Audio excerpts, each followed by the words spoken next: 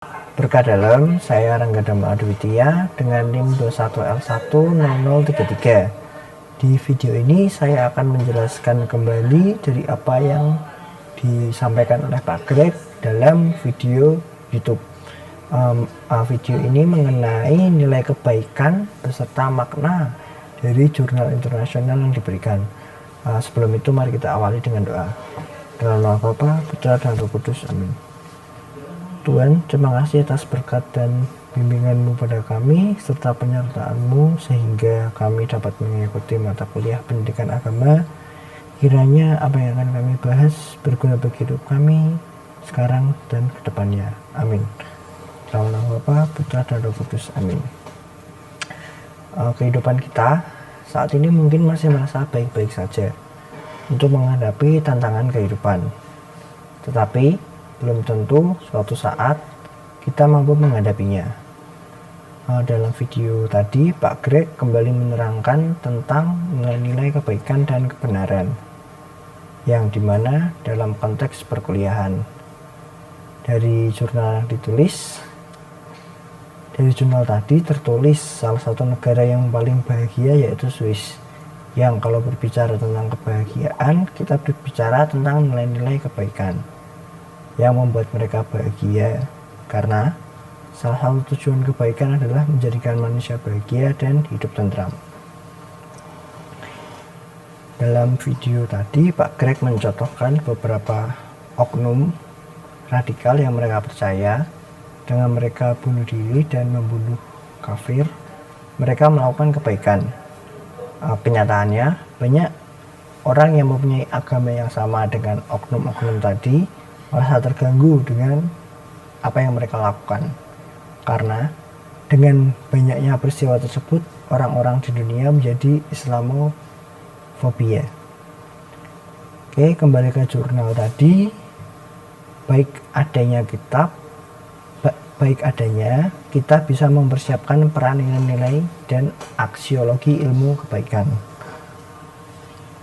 Situasi saat ini membingungkan, karena sebenarnya apa sih itu kebaikan dan apa itu yang dianggap tidak baik?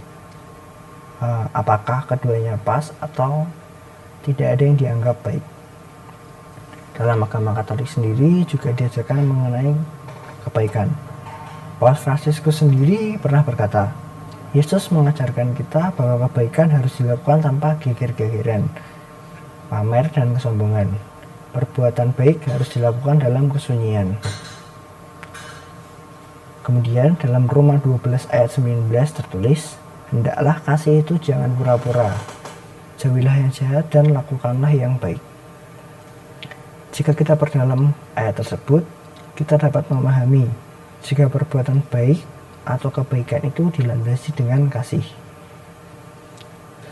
Hendaklah kamu murah hati, sama seperti Bapamu adalah murah hati.